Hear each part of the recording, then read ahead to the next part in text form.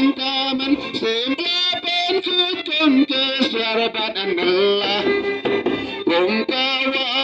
men sem katut kating men babela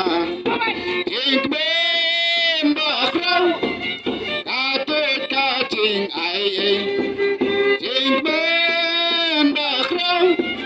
hakating ba ublei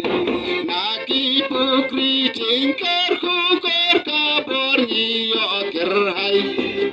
kamen sim chom o plastis pakam wakan klem darwai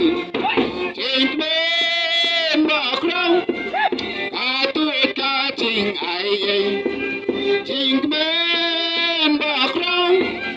hakating ba ublei ngan ko ngot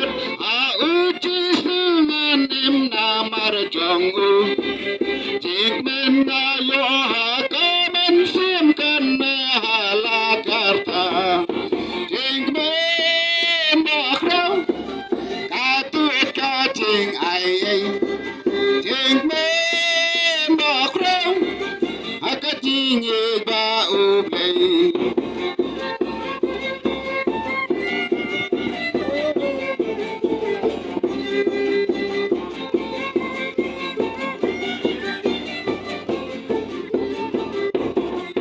jing men bakrau katut kating ai jing men bakrau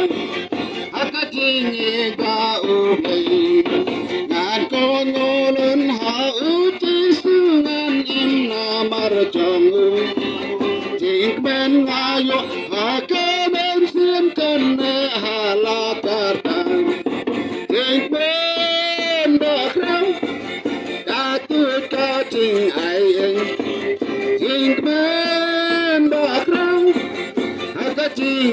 ba ublei ngalong uti sekadipna unong bacang otrai